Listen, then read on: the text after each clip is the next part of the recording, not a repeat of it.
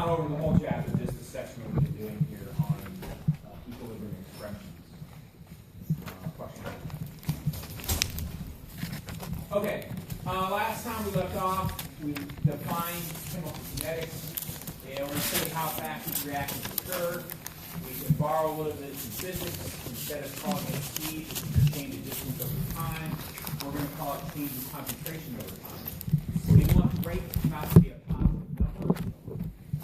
So we need our reactants to have a negative value. So here is what's called a rate expression. And we can study the appearance or disappearance of anything to study the rate of the reaction. So I can look at the appearance of D, the disappearance of B, the disappearance of A, it doesn't matter. I don't have to study one thing. And we can do all this by doing what are called rate expressions. When you write rate expressions, make sure that you put the little negative signs in there for reactants. The coefficients make a difference, so those need to be part of your rate expressions. So in this case, H2I is appearing twice as fast. We want these all to be equal, so I need to have this. Okay? Otherwise, they wouldn't all be equal. I couldn't put them in a rate expression like I do. Okay? So these need to be in the rate expressions. So we practice doing rate expressions. We define equilibrium. That's when our forward rate equals a reverse rate. We know that there's equilibrium symbols, which are our double arrows. So we know those are equilibrium symbols of reversible reactions. We then looked at, in this case, it doesn't matter what I look at since they're all equal. So in this example, I can look at the appearance of C. So here's my rate equals just C, so that's all I care about. These delta signs mean final minus initial. So this is my final concentration of C, or this is my final concentration of C, this is my initial concentration, 4 minus 0. My initial time is 0, my final time is 16, so 16 minus 2 is 0.25. I could look at A also, and I come up with the same value. Okay? So I can look at the appearance of C, I can look at the disappearance of A, and I can relate them to one another. So we did a bunch of that.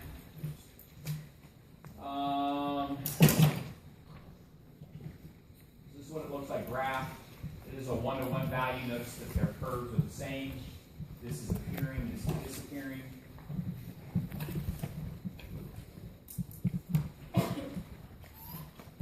Here's one where they're not the same.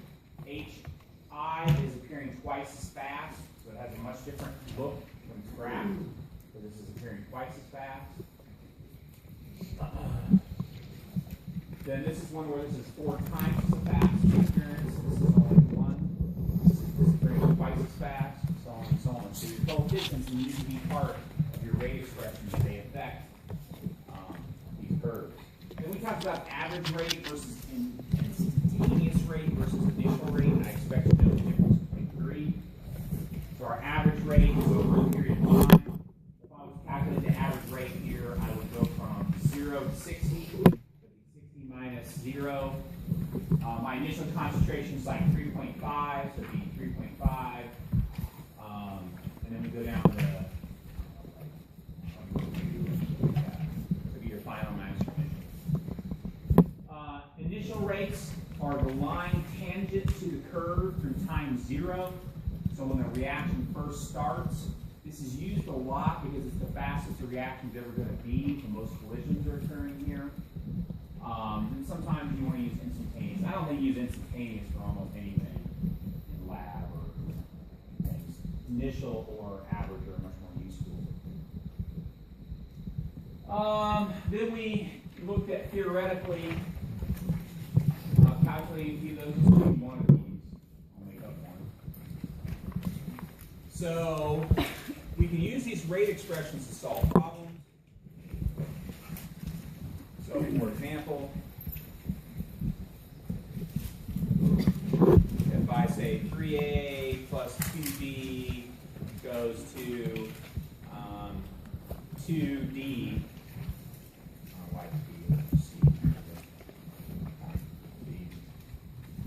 all right, and I say that say any one is appearing or disappearing. So for example, let's say that A is disappearing or decreasing at 0.250 molarity per second. So A is disappearing at 0.250 molarity per second. It's decreasing by that much. How fast is B decreasing? Okay, how fast is B decreasing? I could also say how fast is C appearing. If I know one of them, I can figure out any of them using a rate expression. So in this case, I know that the rate is equal to -1/3 change in concentration of A over change in time equals -1/2 change in concentration of B over change in time equals 1/2 change in concentration of C over change in time. But the only things I'm worried about comparing are A and B. And I didn't give you the rate of the reaction. That would be this value. I gave you the rate in which A is decreasing. So be careful with that. Okay? So in this case, I'm just going to look at these two. Plug in my values. -1/3, 0.250 molarity per second equals -1/2 change in concentration of B over change in time. I'm going to go ahead and make this. If you don't make it a negative, that's okay. But it makes your math come out to make more sense. I'm not going to test you with one answer with one. I'm going to figure it out. But it's decreasing. If we're going to get our rates to come out positive, that's got to be a negative value. Okay, so I'm solving for how fast B is decreasing. So I'm solving for this entire entity here. So then I would do this in my calculator. So 0.250 divided by 3. And then how am I going to do with it? What am I going to do with this half? I multiply both sides by 2. And then so the change in the concentration of B over change in time is going to equal 0.167 molarity per second.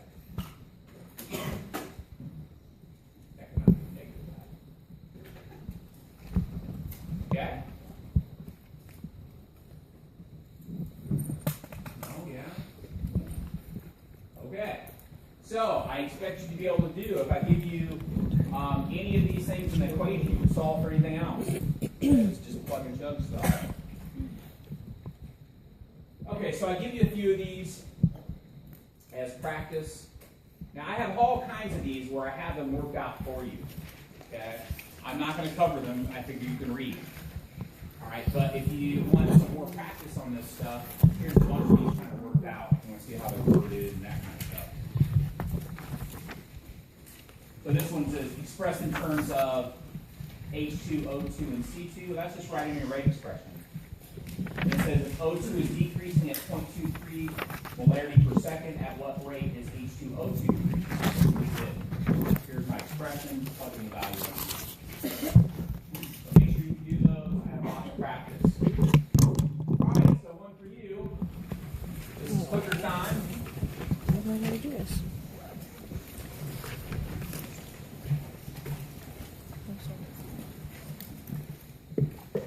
So we are 16.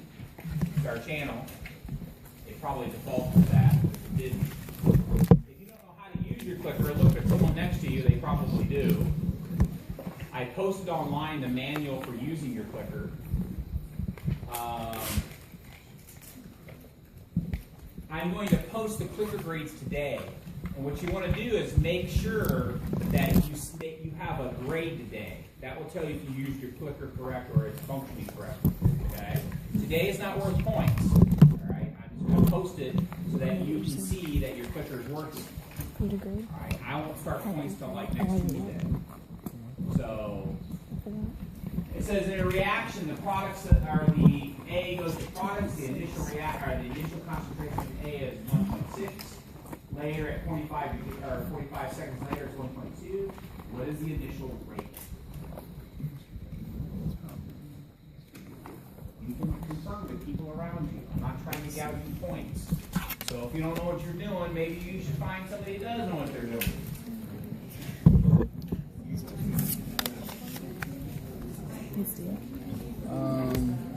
It's asking for the rate of the reaction, not how much A is decreasing, B decreasing, or anything else. It's asking for the rate of the reaction. So step one, write yourself a rate expression. Plug in the stuff you know.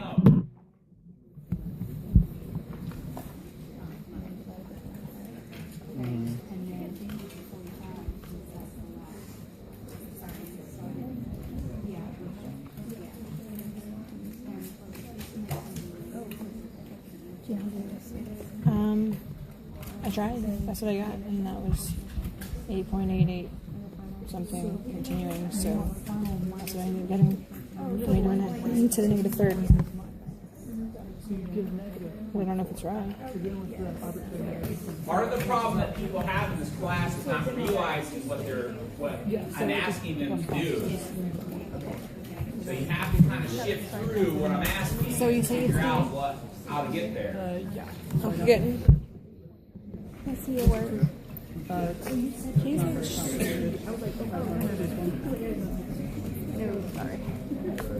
It's just delta over delta, right?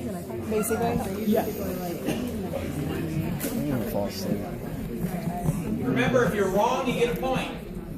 If you're right, you get 1.3 points. If you don't click, you don't get a randomly guess and you get points.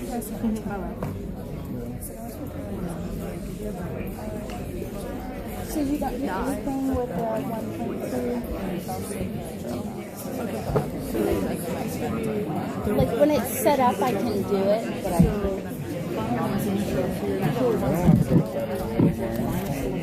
Wait. Final minus initial. Your final is 1.2. It's like, So it's 1.2 minus 1.6, right? time just like, And then your seconds is 45 minus your initial, and that equals this, and that equals this.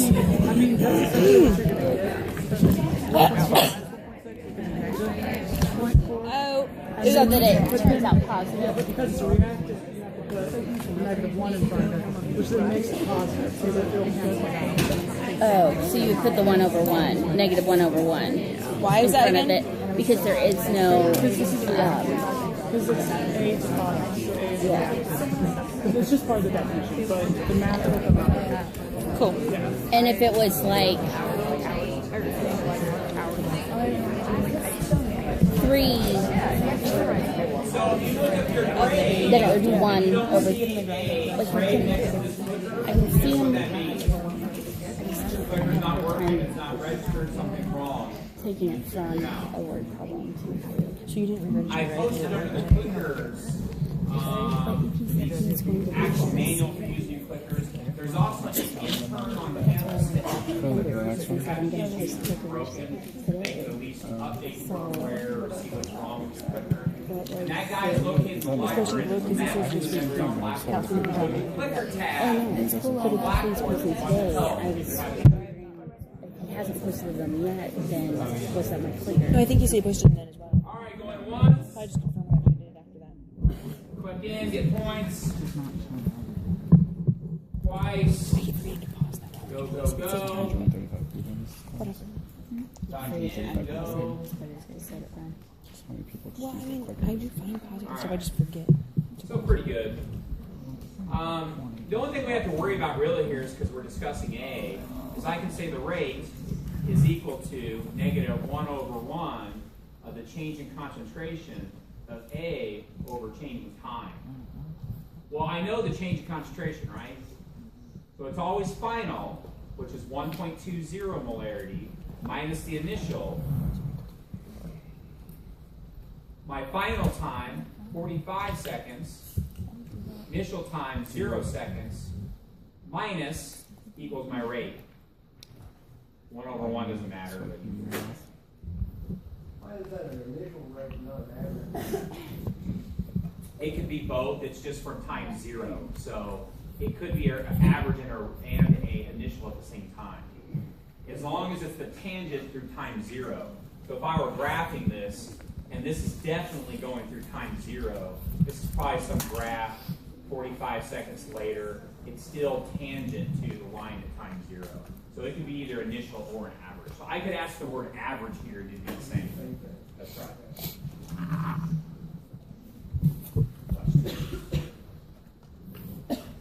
So many times they're calculated the same, but I won't get too crappy on these. All right, another one, boom. And a reaction of 2A plus B plus 2 or equals 2C signs. Okay.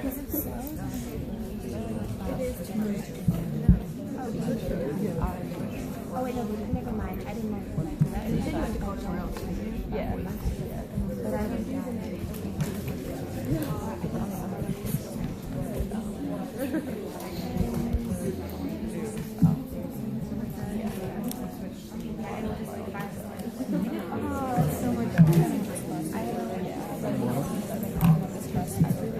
I feel that.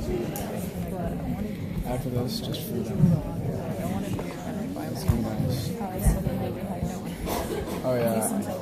I'm gonna do homework probably for like 2 hours. Probably grab food first.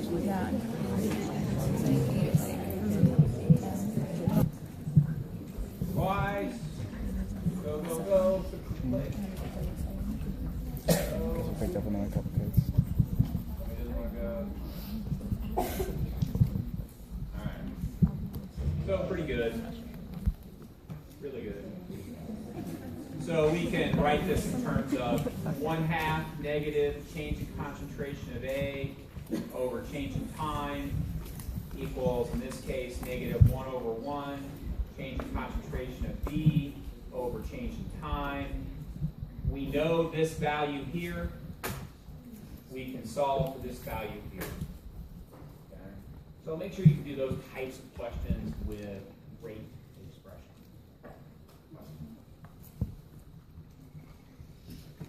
Okay, so how do we experimentally determine rates?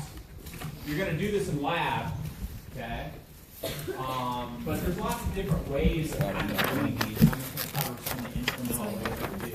As you go through your chemistry career, for those who are continuing on in chemistry, you'll work with all kinds of instrumentation, and you'll do labs where you do kinetics by these instrumentations. One of them is, you've got a sample here, okay? And let's say that we're looking for the color red. Okay, there's no red present, but the product is red, okay? And if there's no red present, then this beam passes through unimpeded. It's only absorbed by red, okay? Then as the reaction goes along, it gets redder and redder and redder, because your eyeball can't see the differences in subtle reds down to parts per million, but a detector can. So you just see, oh, it's kind of turning red, but you can't really do anything information-wise with that. But this detector can. It can tell you how much of the product you're forming based on its absorption, right? More red, more light gets absorbed. So as this goes through, it absorbs as the red forms. Can we time that? Sure, we can time that. And we can do it versus, what we do is we create a series of standards based on how much product there is. So you got one standard that's really, really, really light red, one that has a little bit more red, a little more red, but you know the concentration of it, right? Then you can tell based on this, we'll make a nice little graph for you. Based on your standards, you can figure out, well, how much actual sample I have. And that's what you're going to do in lab, is if you're going to use a spec 20 instead of an AA. This is more complex. So you're going to form a colored product, and then you're going to measure over time how this colored product absorbs, and then you're going to be able to graph it versus a series of standards. So the first thing to do is make a bunch of standards that have known concentrations, and then you put your sample in there, and as time goes by, it's going to get more and more. I think yours gets orange, more and more orange over time. And then you're going to figure its rate based on that. Another really common type is chromatography. This particular one is a gas chromatography. The way this works is cocaine. See the white powder. And you want to know if it's cocaine or not. You sniff it. You can. And then based off your power of sniff, you can figure out the concentration or opinion of the cocaine. No, we have a better way. And it's called chromatography. What this is this column here has a certain polarity. It's packed with a substance that has a certain polarity to it. And the more polar the substances going through here, when this is highly polar, will cause it to be retained in the column for a long period of time. So if you have a polar substance going in and it's packed with something polar, it's going to take a long time to get through this coil, like sometimes an hour. Okay? Of course, we don't want to stand there for an hour. All right? So if I wanted to go really fast, I could take something polar and make it something non-polar, and it's not attracted to anything in the column. It'll come out in seconds. Okay? So the key is to find something that has a polarity that will attract whatever you're looking for, but we don't want it retained in the column too long. We only want to wait for a few minutes for it to come out. Well, here's the deal. It is very specific how long it's going to be held in the column. Okay? So cocaine, you put it in, you put it in liquid form, and you volatilize it to a gas, and it will be retained in the column for a specific amount of time. And it's the same every single time, its retention, because its structure is the same, right? So it's going to be retained in this column for a set amount of time. So what I do is I inject stuff in there, and it doesn't matter how much other junk is in there, because the other stuff has a different structure. So it has a different polarity. So therefore, it will come out at a different time in the column. Okay? So if I've got a bunch of flour in there, and I've got some, and it was cut with flour, let's say, and I've got cocaine and flour mixed together, flour will come out at a different time than the cocaine. But what I'm looking for is that one peak at a specific time. If that happens, that's cocaine. Okay? Now, based on the height of the curve, you can kind of see a curve here. Well, tell me what the concentration is, the area under this curve. Now, so if I'm doing a chemical reaction and I'm looking for a specific product, right? So what I do is I start the reaction, I put it in, and when I first start, it's no peak. 5 seconds later, I put it in there. The little start of the peak starts. 5 seconds later, I put it in, it gets bigger. 5 seconds later, I put it in, peaks get bigger.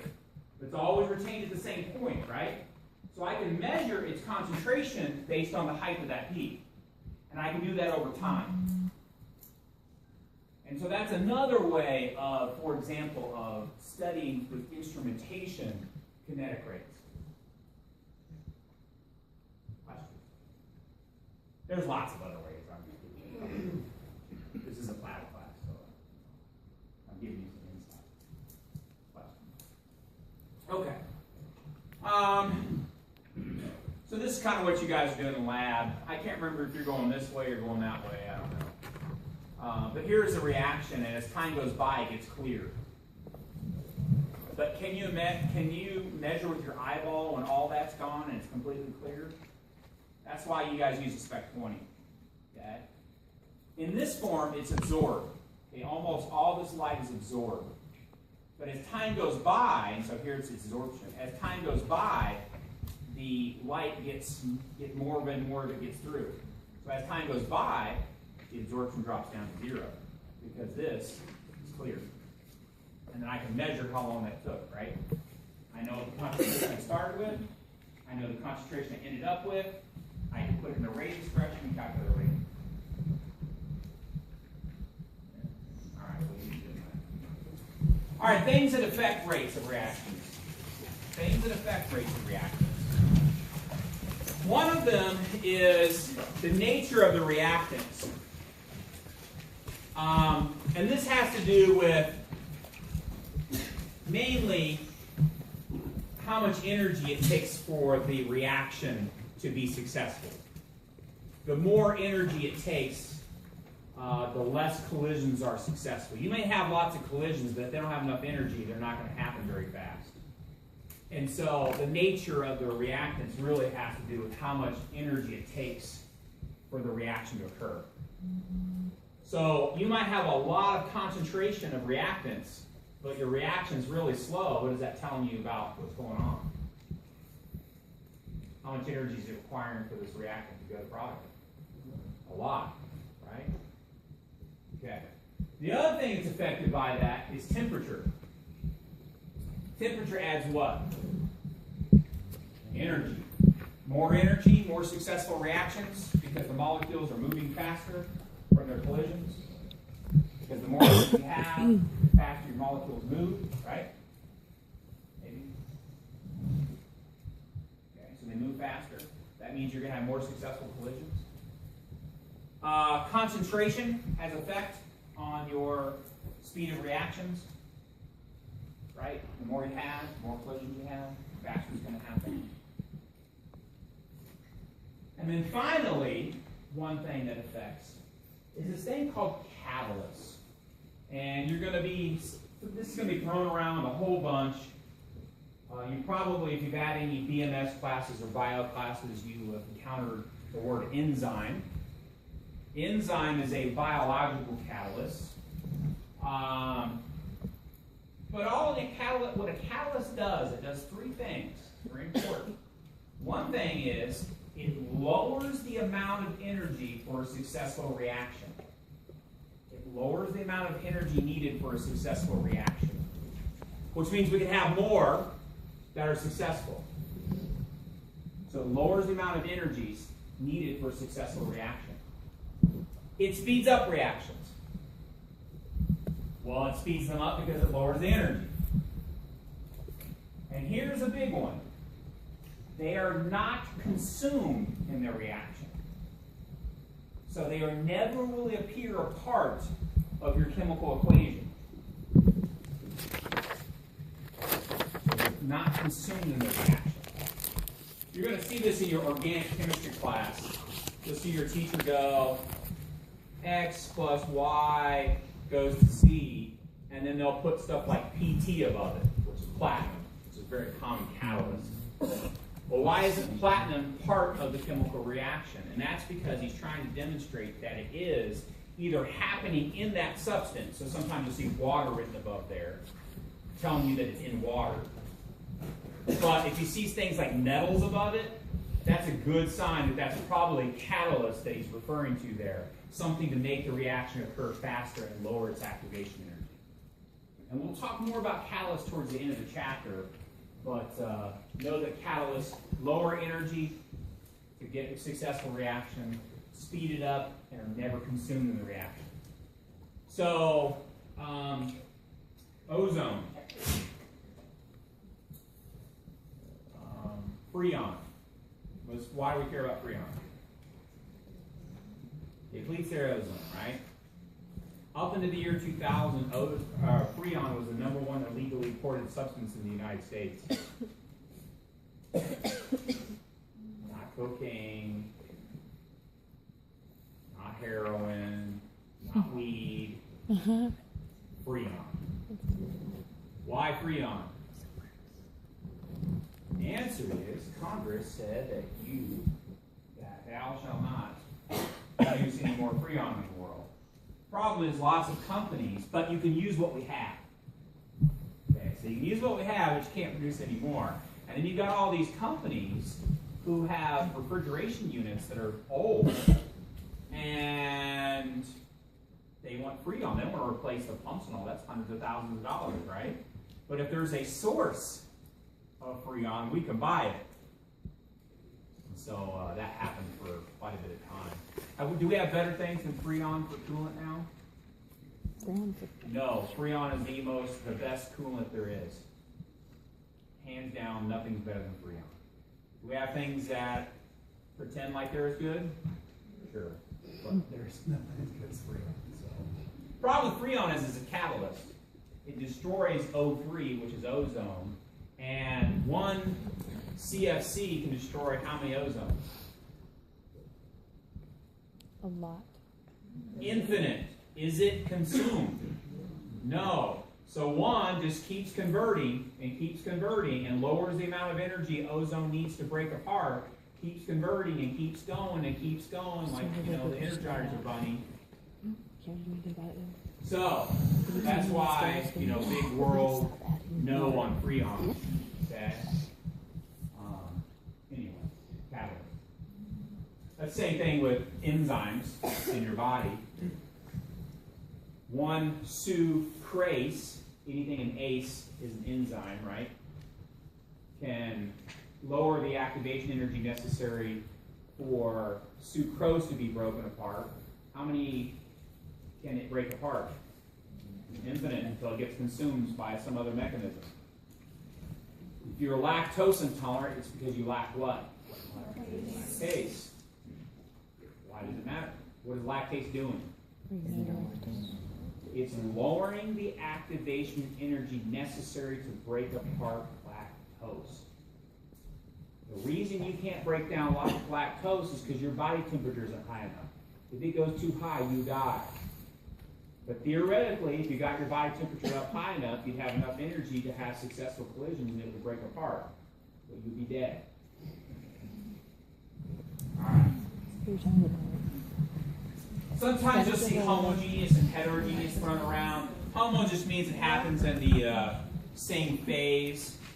So like ozone and CFCs all happen in the gas phase. Heterogeneous means that the catalyst and what you're acting on is in a different phase. That's how your catalytic converters work. That entire system of catalytic converters is all about enzymes, or about catalysts. We'll talk about this more later. Just know kind of what a catalyst is now. Concentrations we talked about. Okay, so we've covered rate expressions. We've talked about different effects on rate. But there are different other ways of studying rates. So one way is a rate expression. All right. The second way of studying rates is called rate laws. And these have some advantages over the other. That's why we use it. Rate laws. And rate laws only use reactants. Rate laws only use reactants. So you only study the reactants. You don't worry about products. And so a rate law is always the rate equals, and this little k here is the rate constant. And it doesn't change unless your temperature changes. So your rate constant stays the same unless your temperature changes. And then it changes. Rate constant. Concentration A, concentration B, raised to some kind of power. Now these powers are the nature of the reactants. They are not, my words, they are not the coefficients in the balanced reaction. They are experimentally determined. So these two raised powers are experimentally determined. And they're dependent on the nature of the reactants.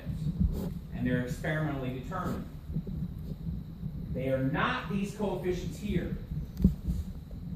Those coefficients right there. Don't put them down here. Don't do it. Sometimes they end up being the same. There's luck. Okay, but they are experimentally determined. So here's an example of writing a rate law. And let's talk about some terminology. Now notice that they're the same here. Right? But don't do it. They're experimentally determined. So all I do is I take my reactants, I raise them to powers. These have been experimentally determined for me. Okay, here's the terminology you need to know. We call these things orders of reactions. So this particular reaction is second order with respect to NO. I'm going to show you what this means here in a minute. It's second order with respect to NO. It is first order with respect to oxygen. There's understood to be a 1 there. Okay, so there's understood to be a 1 here. And the overall order is just adding your exponents together. So the overall order of this is third order. All I want you to use is the terminology. So it's second order with respect to NO, first order with respect to oxygen, and third order overall. And now I'm going to show you what we're going to do with all this.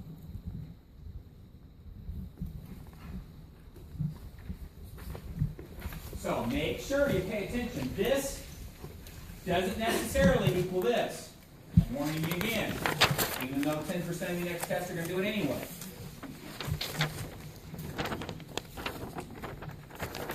Okay. These orders can be any value. They can be whole numbers, they can be fractions, they can be negatives, they can be zero, they can be anything. Now, most of the time, I would say about 90% of the time in this lecture and 100% of the time in lab, they're going to be whole numbers. They're going to be 1s and 2s and 3s, okay, or zeros. They'll get 0, 1, 2, or 3. That's it. All right, they do that because they're nice. 90% of the time, I'm nice. Okay, but they can be fractions. They can be negative. They can be zero. So they can be any value. All right, let's practice just the terminology part. Okay, so the first one up here is second order with respect to NO, first order with respect to oxygen, and then third order overall. The next one is 3 over 2 with respect to ethanol. Now watch this one, because this is very common. You're going to see it a whole bunch.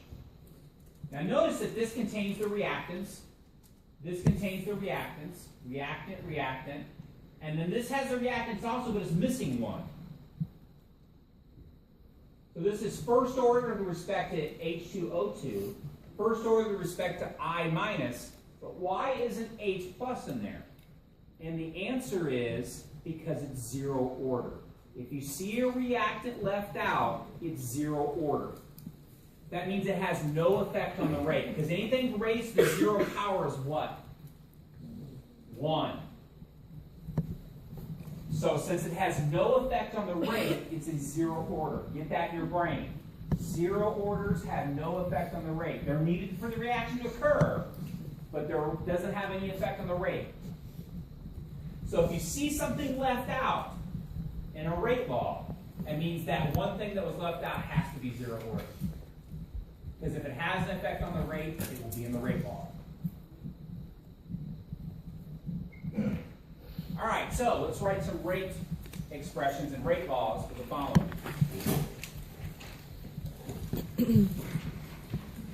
All right, so this one, rate expression. I'm only going to do one of these because we've done them a whole bunch. The key is expression, rate law.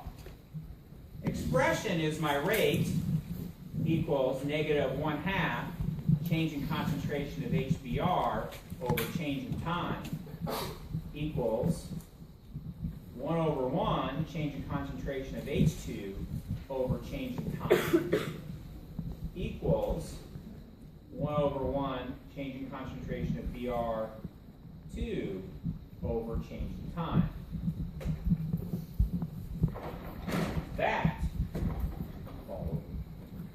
That is a rate expression.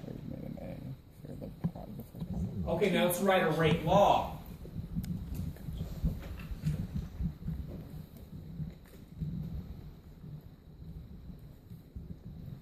Rate equals the rate constant, which I'll tell you how to calculate those. We'll get those in a minute. HBr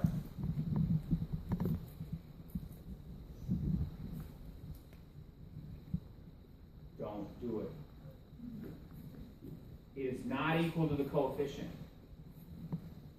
I don't know what it is. I haven't done an experiment. So some kind of variable. It doesn't matter what you put there. That is the rate law. Okay? So I can write a rate law for the bottom one here. It'll be my rate equals my constant.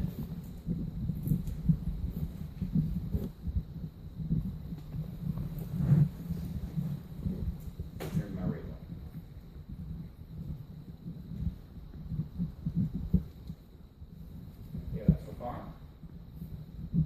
going to get to how we're using fluid rates in a minute. But we're just defining the rate law. Only include reactants.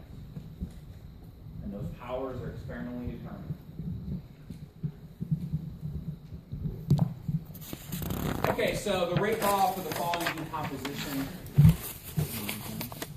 of this compound is, and they give it to us. What is the rate of the reaction if the concentration is 1.75 times 10 to the negative third, and the rate constant is 1.73 times 10 to the negative 6? So they give you this. We know the rate law. This is the easiest version of this problem you can get.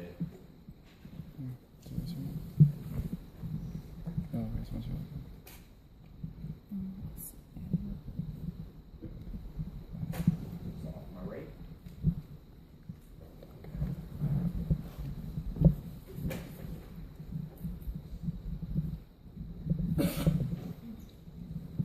Where do I get this to? Experimentally. Yeah, it's given to. Experimentally determined. We don't know how, but it's there. Concentration, some kind of experimentally determined again. Rate constant, somebody gave it to me. Now let's talk about units and canceling units, because we need a unit for this rate. All right. Minus means 1 over. Okay, you're going to see this a lot in the course. So 1 over molarity seconds is the same as having m minus 1, s minus 1.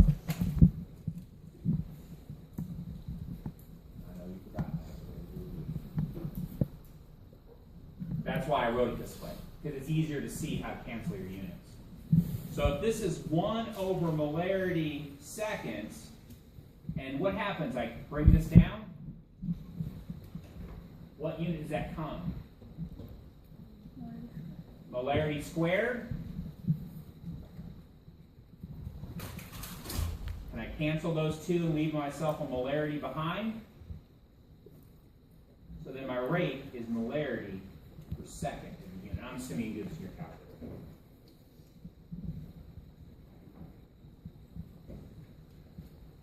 No? Because we're going to do a whole bunch of this, so you better know it when we're practicing. Yeah? Is this supposed to be 1.75 times 10 to the negative 3? It is. I just... Thank you.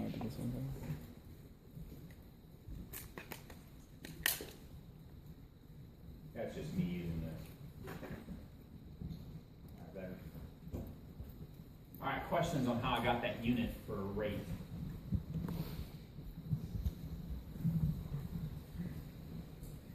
Okay. Here we go. Which one of the following is not possible rate law for the following reaction? It's not possible.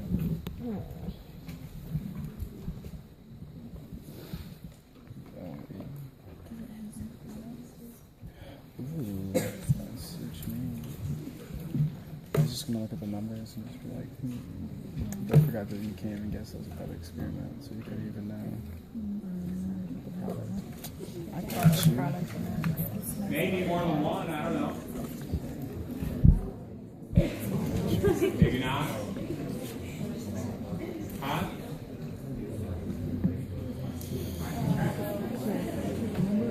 I use this for practice.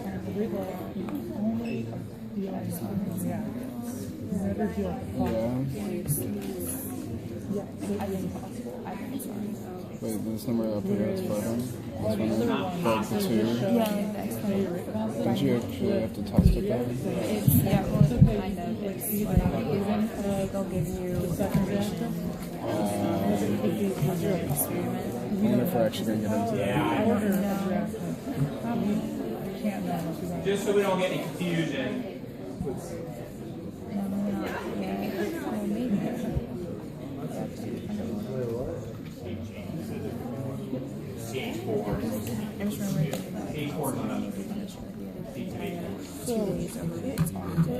Really? So long ago that it's kind of hard to remember. I don't fucking. Be careful. That's how I feel about my stuff. It's just nice. It's like a general knowledge of everything you had. Just go back and just like, oh yeah, that's right, I remember this. All right, going once.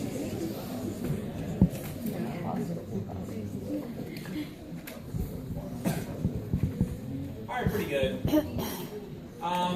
This one's definitely got to be wrong because it's a product. Okay. We could have both as reactants to the first power, right? I could have this one to the second and that to the first. This is missing this one though. Why is C okay? Because that just means that C2H2 must be zero order if it's not part of the rate law. And then finally, this is supposed to be a 2 here, and I guess it's the same as B or whatever. All right, questions?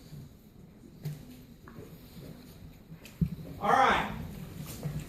So what do these orders of these reactions mean?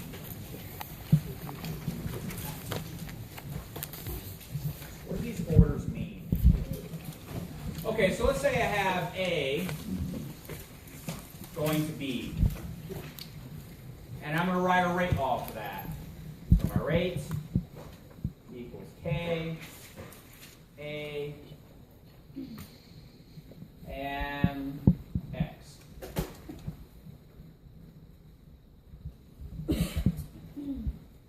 Okay, let's make this first order. It's a very, very, very common order. Lots and lots, I'd say probably 70% of everything is first order. Okay? So let's do first order. That would mean that my rate expression would equal this. Rate equals K, A to the 1. That would be a first order reaction. I only have one reactant, it's A, it's first order.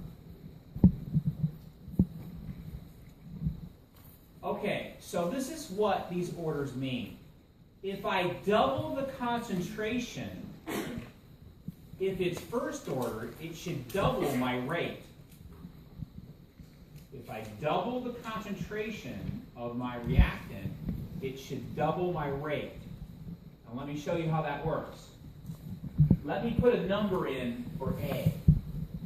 Now K we don't have to worry about because it's going to be constant unless what happens? So we're going to keep the temperature same. We're going to double our concentration. So let's say rate equals K. I put a 1 in here. Now I double the concentration. I go to rate equals K.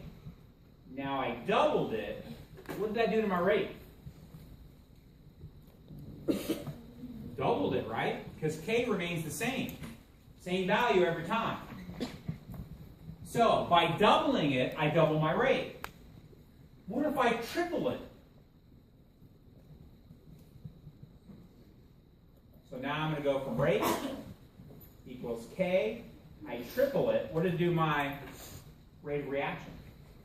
Tripled it. What if I quadruple it? Quadruples it. That's a behavior. That's what that power is telling you. If I have the concentration of the reactant, what do you think it's going to do to the rate? It's going to have it. If I 25% it, it's going to 25%. So whatever I do to the concentration is the magnitude that I affect the rate by. So this is one way you can study to see if something's first order. Double the concentration of it. Did it double the rate of it? Yes, first order. You're going to do this in lab. Okay? So first order, whatever you do the magnitude of, the concentration of, that's the same effect it's going to have on the rate. So first order, that's how it works. We know how zero order orders work, right?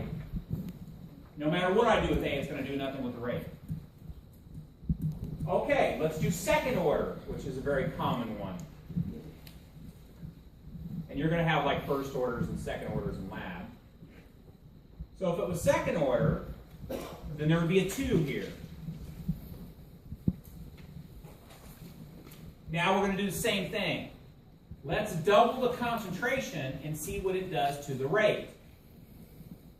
So, here's my rate. 1 squared. Rate. K. 2 squared. What did it do to my rate? It quadrupled it. So some reactants, if I double them, they double the rate. Some reactants, if I double them, they quadruple the rate. That's why we like to use these a lot in teaching, because we can visually see that with numbers very easily. We can go, oh, look, I doubled the concentration, the rate doubled. And I'll show you how we're going to do that in a second. So, by doubling the concentration, I double the rate. That must be second order. Questions on that? Let's see what a third order would do. If you don't know, you can always do this example I'm doing. So now what I'm going to do is I'm going to change that to 3, 3, and 3. So I double the concentration from 1 to 2. What does it do to the rate? Times 3 raised to 3 times 3 times 3. Pull the calculator. So it's 27th, right? Yeah. Okay. So it times 27's the rate of the reaction. Okay? All right. So I expect you to know 0, first, and second order off the top of your head. Okay? I expect you to know those orders off the top of your head. Meaning, hey, if I double something, I know what happens to the rate. If I have it, I know what happens to the rate for a 0, first, and second, because those are the ones we're going to use the majority of the time.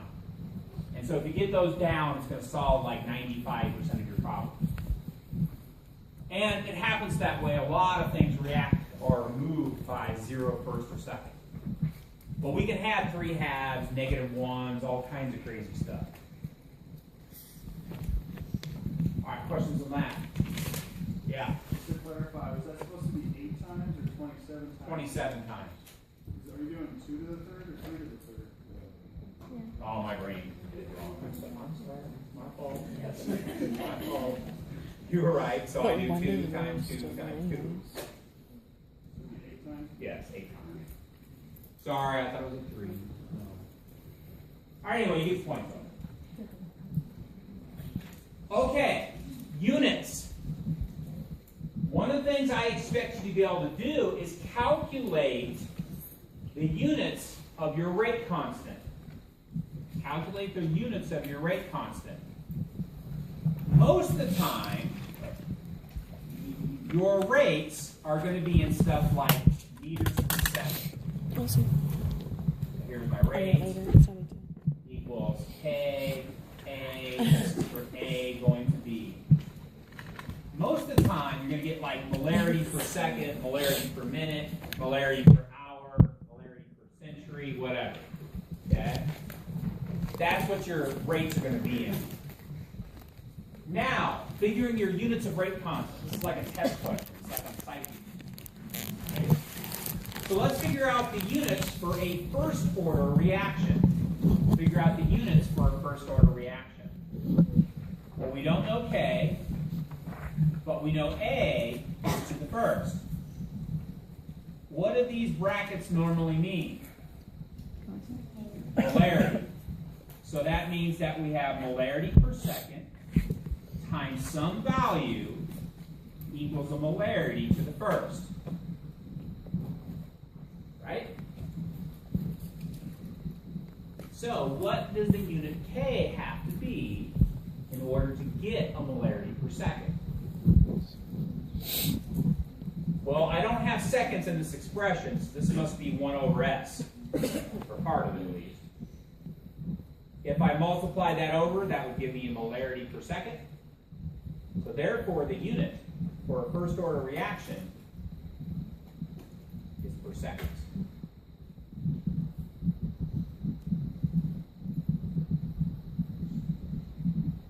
You know that?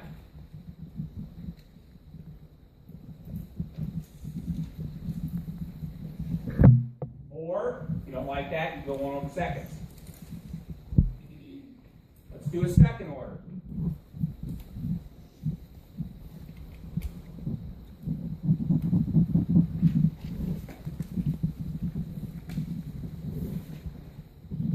do?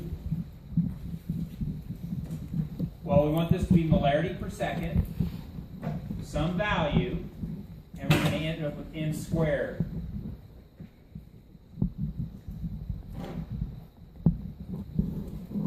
Do that. So what does K have to be in order to get molarity per second? Well, 1 over S has to be part of it. And then do I want both of these? So therefore, I must get rid of one of them, so there must be a molarity down there. So this cancels out, leaves the molarity, and I get a molarity per second when I'm left over. So my units are 1 over S molarity, or S minus 1, n minus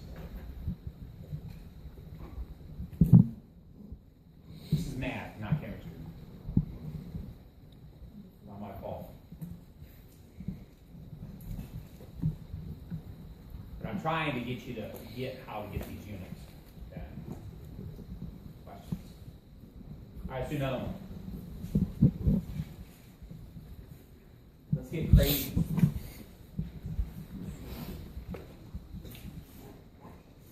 Let's do a 5th order. Cool. I know.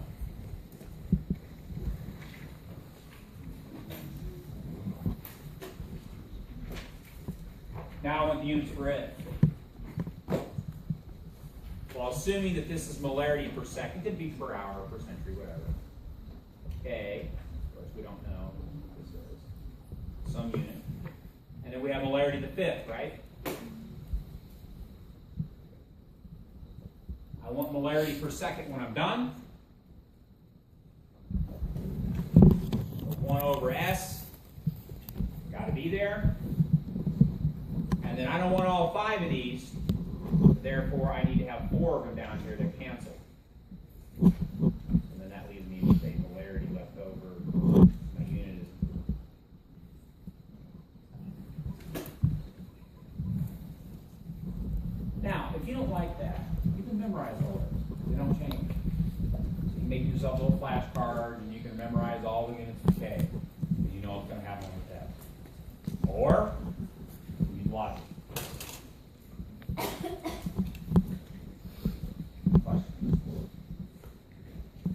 Okay, I have summed all these.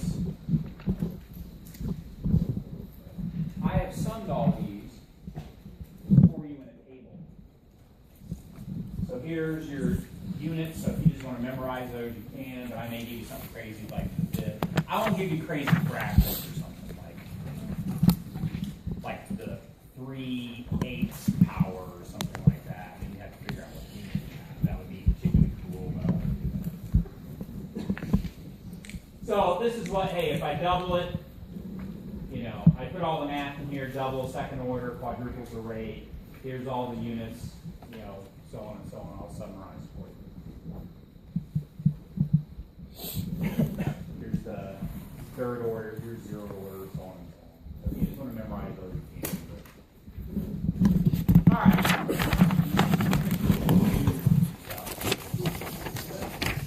That's the overall order. You have 2 reactors. Yes, that's a great question. Let's cover that real quick so we don't miss it. Got a great question here. Is that the overall?